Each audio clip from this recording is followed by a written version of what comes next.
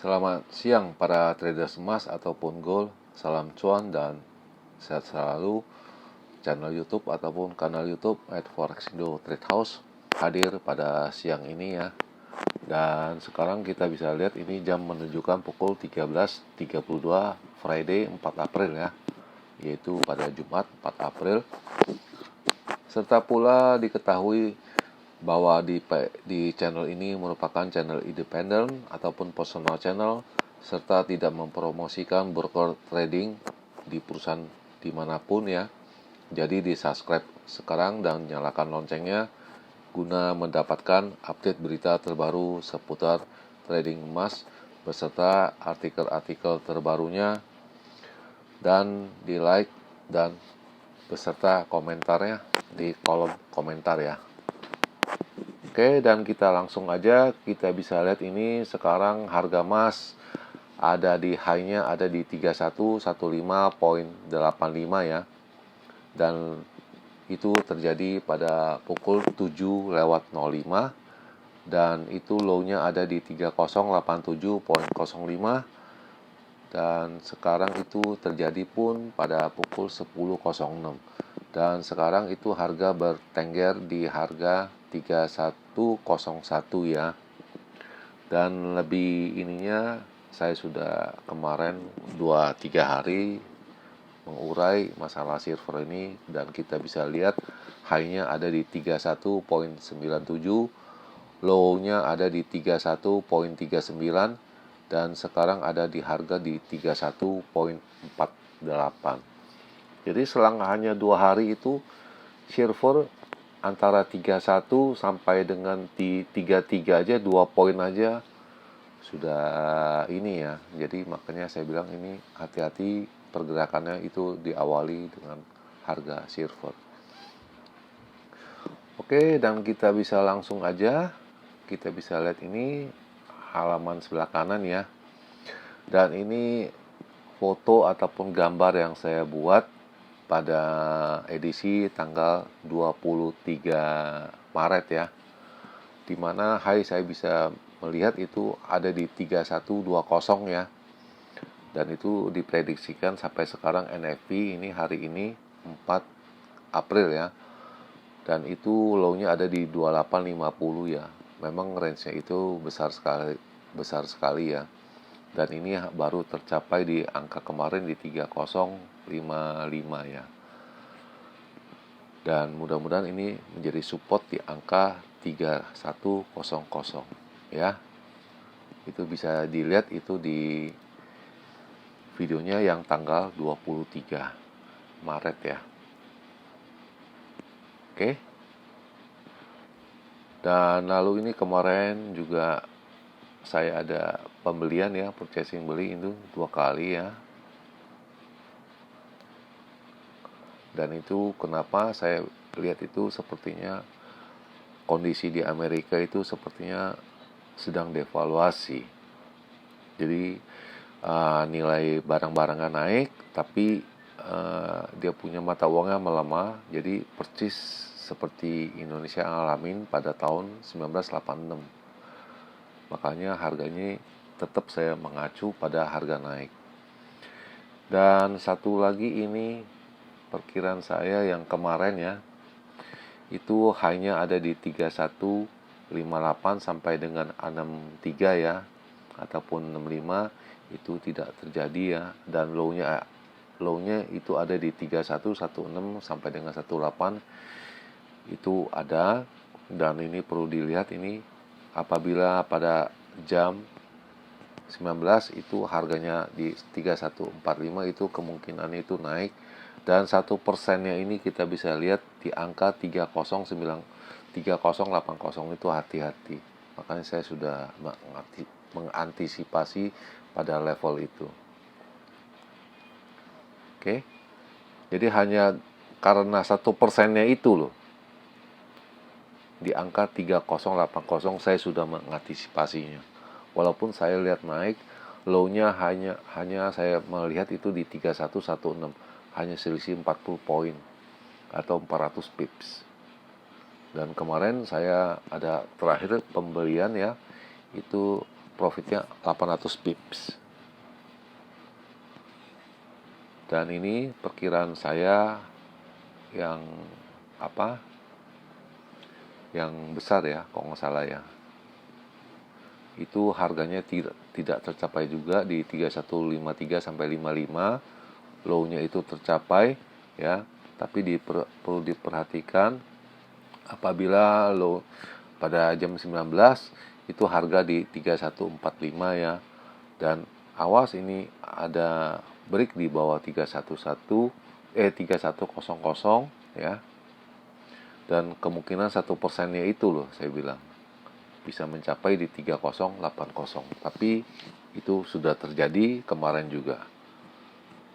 Apakah kalian ada aksi di sana? Dan ini purchasing saya yang ketiga kali ya. 3 kali. Saya kemarin sampai 7 kali loh. Saya kena margin call 2 kali. Udah buy. Ini saya withdraw kemarin 1000 ya.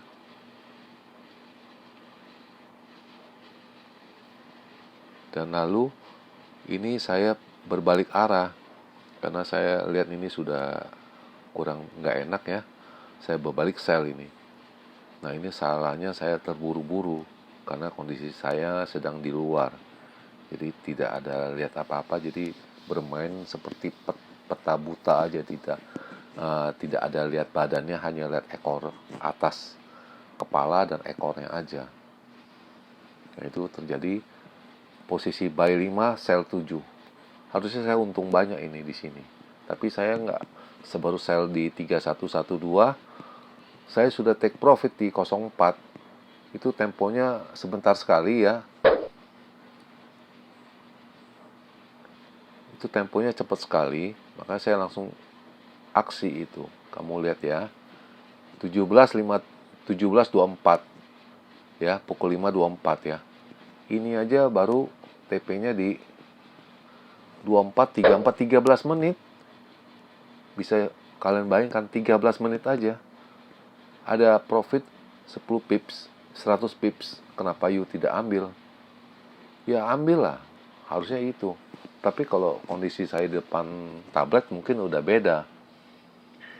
Nah, akhirnya saya terjebak, jadinya mau nggak mau saya buy lagi kembali itu. Jadi 4 kali itu. Padahal hanya 3 kali jadi 4 kali. 4 kali malah jadi 5 kali lagi.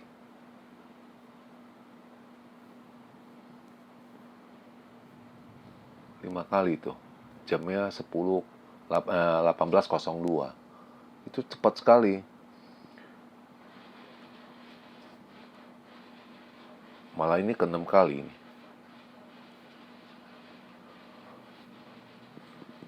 Ke 6 kali saya posisi beli. Ada di 3091. Dan itu udah menjelang Amerika buka. Saya pikir di 3091 mungkin sudah aman ya. Mungkin bisa reversal. Karena kita sudah tahu bahwa high-nya ada di 3164, low-nya ada di 3085. Jadi 64 tambah 15 berarti sudah 65, 75, 80, 800 pips. Dan saya kira nggak mungkin. Tapi nyatanya dihajar juga. Mau nggak mau saya margin call lagi 3000. Saya buy, pasang stop. Saya beli di 78, saya pasang 78, kena stopnya di 69.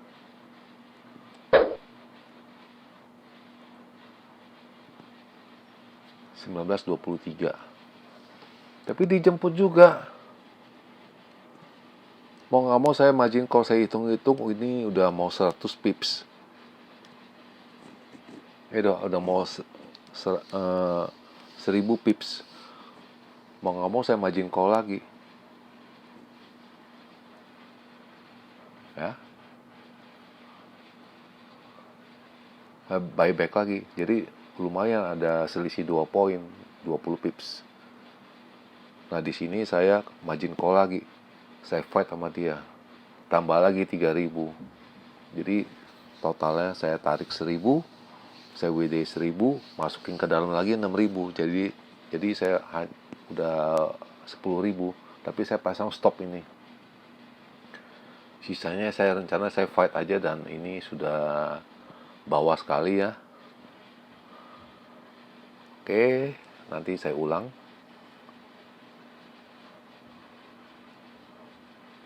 Itu keadaan di mobil itu.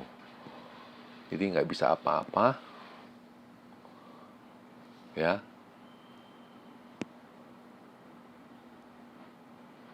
Pasang stopnya di 44. Belinya di 58. Tapi jumlah lotnya lumayan gede, 0,5.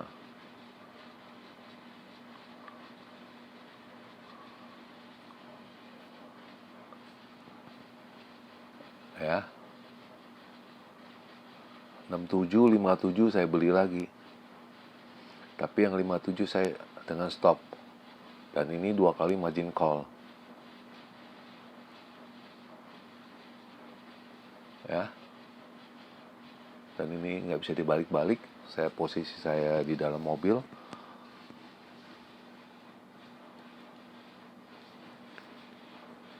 Nah, ini 1 jam kemudian saya sudah make money semua. Semuanya sudah biru semua.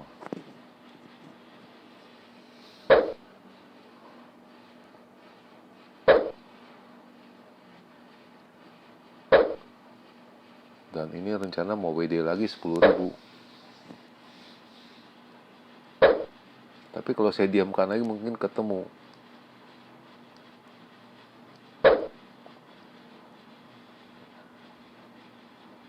Ya. Bahkan yang baris kedua aja mungkin bisa profit itu, karena kan saya masih ada sell itu di 3134 ya kalau nggak salah. Itu rancu jadinya. Ya, bisa dilihat modal saya pertama kan sudah ketahuan 5.000, lalu tambah 6.000, dan sekarang modal balance udah 10.900. Berarti saya ada margin call 6.000. Dan ini kondisinya saya sudah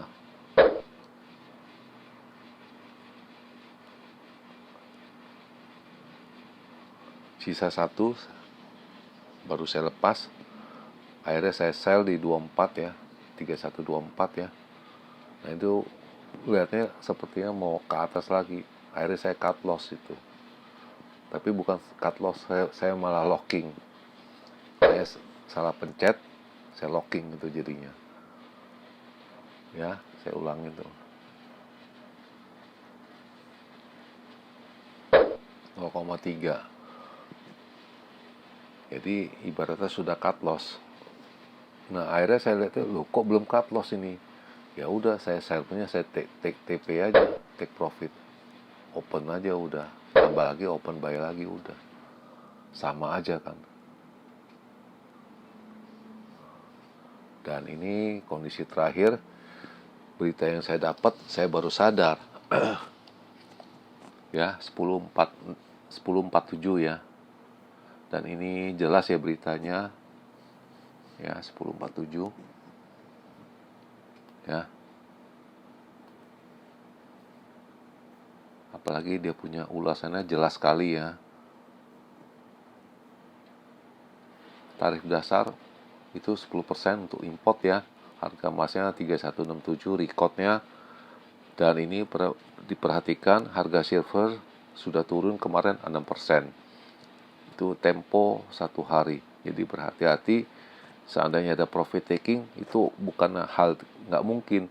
Dia rebound 3%-nya aja atau 2-3%-nya aja itu hitung-hitungannya secara matematika itu kalau kembali lagi harga emas di 3150 nggak heran itu ya, dibantu dengan Central Bank sekarang udah diam-diam mengumpulkan emas sebagai cadangan devisa. Dia punya masing-masing punya perbankan, itu jelas ya ulasannya. kemarin harga emas turun 2%, ibaratnya diimbas dari import tarifnya Donald Trump ya. Lalu ini harga-harganya, nah ini perlu diperhatikan ya. Itu beberapa traders itu jadi bukan profit taking di harga emas ya. Mereka juga ada emas juga posisi buying ya. Jadi bukan mereka take profit, jadi mereka take profit sebagian karena akses aset-aset sebagian dari mereka punya itu banyak yang rugi. Jadi yang untung itu hanya di emas ini. Jadi mereka profit taking untuk menutupi kerugian dari purchasing saham lah, apa kita juga pun nggak tahu. Dan saya rasa ini punya ini agak rancu ya. Harusnya naik, dibikin turun, dibikin tarik napas. Kalau saya bilang ini harusnya nggak ada, harusnya ada cash flow ya untuk margin call ya. Dan ini jelas sekali ya. Jadi walaupun analis atau berita, kita pun harus mencermati. Lalu ini ada lagi continue sebagai safe haven juga emas ya. Maka saya bilang ini margin call untuk likuidasi harga emas, saya pikir nggak mungkin. Kenapa? Masa perusahaan gede nggak ada cash flow untuk margin call? Kan nggak lucu. Harusnya maju lagi, karena perusahaan gede harusnya mempunyai cash flow. Dan so far harga emas telah naik $500 per troy ounce, dan itu sudah kemarin diulas ya. Dan di bawah ini Central Bank ya mengharapkan untuk membantu memompa harga emas ya. Jadi walaupun harga emas dia turun-turun, agak susah sekarang untuk menembus di bawah 3.000 ya. Rata-ratanya HSBC punya perbankan aja finance-nya, lihat rata-ratanya di 3015.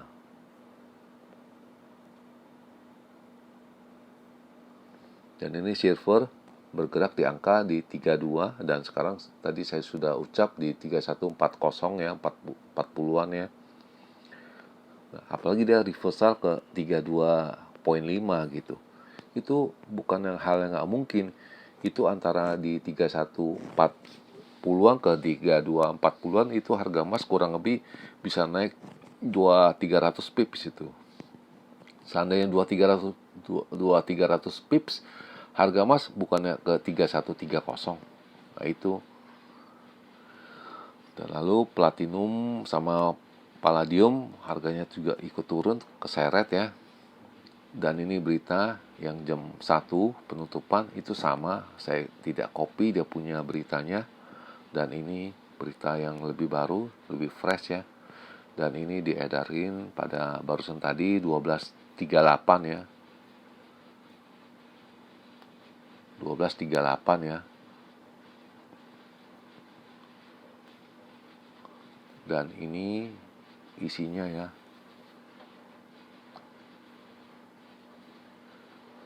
Emas mencapai rekor 3167 ya. Tapinya pasar masih menunggu non-farm payroll ya. Dan non-farm payroll itu biasa agak rancu ya. Dan akibat diterapkan tarif ini udah pasti menurunkan concern ekonomi, pasti slow down ya, menurun ya pasti, karena nilai barang-barang menambah mahal ya. Itu kemarin harga emas turun 2% ya, sell off ya, dan ada saya upload di halaman short ya. Itu udah biasa kalau 500 pips itu pasti beritanya ngomong bahasanya sell off itu. Mencapai rekor tertinggi 3167, berbalik lagi turun ya. Itu sangat susah ya, dan tidak menentu itu di awal perang dagang ini. Startnya permulaan perang dagang. Jadi masih mencari celah-celah. Dan ini ya, masih juga bingung ya sebagai kita traders, entah dikenakan tarif berapa modal kita, berapa yang mau dijual, dan kita sebagai mau trade aja kita juga bingung. Dan satu yang belum diungkap, apakah harga emas itu termasuk tarif atau tidak, dan ini belum diumumkan ini. Kalau ada kenaikan tarif lagi, hal itu sepele, itu mencapai 3.300 itu. Ya, jadi berhati-hati di sana di komentarnya apabila ada indikasi harga emas termasuk juga tarif ya, dikenakan tarif juga. Jadi hal ya sepele, angka bisa mencapai 300 gitu ya. Lalu kita masih menunggu non-farm payroll ya, nanti malam yang akan dikeluarkan oleh BPS setempat 19.30 WIB ya. Dan seperti biasa ini ada signal, walaupun harganya susah-susah maunya ke bawah, tapi signalnya tetap mengatakan harganya akan menaik ya. Itu nggak ada namanya turun dari pukul 6, 8, 10, 11 ya, 12 ya. Itu masih melihat naik indikasinya. Dan ini berupa angka-angkanya 3116 ya. Itu boleh kata high sekarang bisa disentuh, lalu kedua di 3133, 3160. Supportnya di 3085 seperti pada low sekarang ya. Lalu kedua di 3060, lalu di 3036. Di level pada harga ini di 3100-an lebih banyak orang cenderung membeli daripada menjual. Dimana beli itu mencapai 55% ya. Posisi sellingnya hanya 45%. Berkeyakinan untuk harga bisa turun. Dan ini data-data yang akan dikeluarkan oleh BPS setempat ya. Itu unemployment, lalu non-farm payroll. Hanya dua itu yang penting ya. Dan ini bisa dilihat ya. Kita bisa lihat ini dari non-farm payroll ya, itu menjadi 139. Dari kalau seandainya dia membuka harga 139, otomatis harga emas itu akan naik ya. Dan saya lihat ini pasti di bawah angka 139. Saya melihatnya begitu ya, bukan tanpa alasan, dan ini adalah alasan saya kenapa saya bisa kira-kira non-farm payroll-nya ada di bawah angka 139.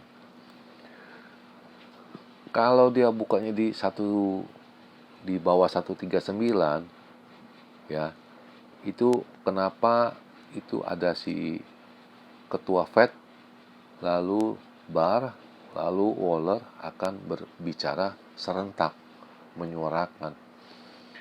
Sudah pasti ini begitu non-farm payroll ini keluar, mereka juga takut nilai US ya itu bisa turun. Kalau nilai US-nya turun, harga emasnya naik ya. Kalau US-nya turun berarti kan adanya pemotongan suku bunga. Adanya potongan suku bunga itu kan dari non-farm payroll. Kalau dia buka angkanya di bawah 100.000, itu bukannya nggak mungkin harga emas langsung naik itu. Dan US dollar akan turun. Dan ini mencegah, mengcounter harga US-nya tambah melemah gitu. Jadi mengcounter, mau semacam intervensi, tapi intervensi hanya berupa kata-kata ataupun pidato. Nah itu yang penting ya diperhatikan. Dan lalu bagaimana dengan analisa saya untuk minggu ini ya, untuk hari ini, hari Jumat ini.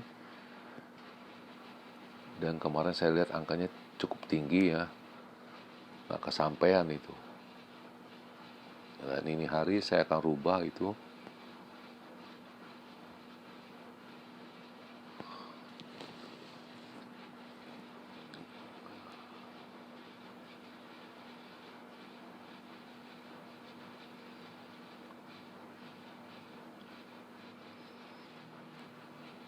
Oke, dan ini kita akan foto ya 2 kali.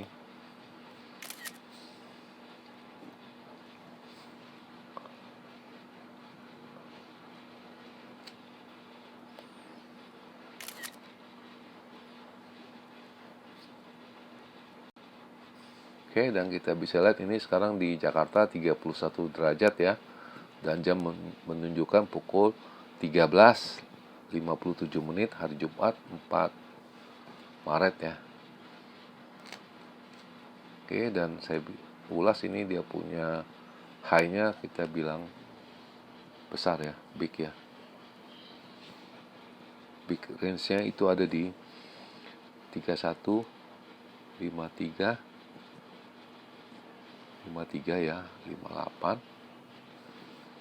Itu low-nya ada di 3085 sampai dengan 90. Itu indikasinya begini ya. Langkah step yang pertama itu pertama sekali itu ada muncul angka di 31.30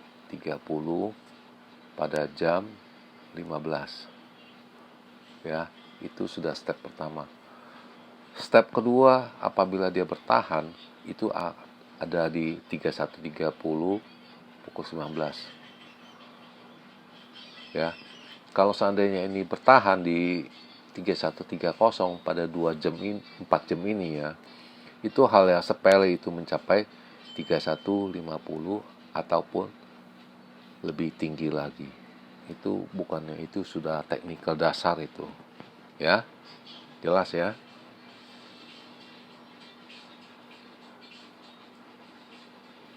Dan ini perkiraan yang normatif ya. Kalau normatif saya bisa mengatakan high-nya ada di 3143 sampai dengan 48 ya.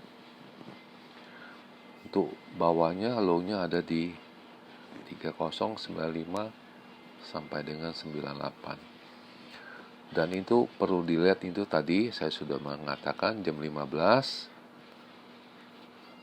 dan jam 19 ya. Itu harga ada di 31.30-an. Kalau sampai ini bertahan, begitu NFP dia keluar, dia harga ke bawah langsung ke atas ataupun langsung ke atas. Dan akan turun kembali begitu saat mereka 3 orang itu berpidato. Jadi posisi sell apa buy yang lebih menguntungkan. Itu analisa saya pada hari ini. Dan di akhir perjumpaan, selamat siang para traders dan selamat menjalankan rutinitas kalian semua maupun purchasing kalian.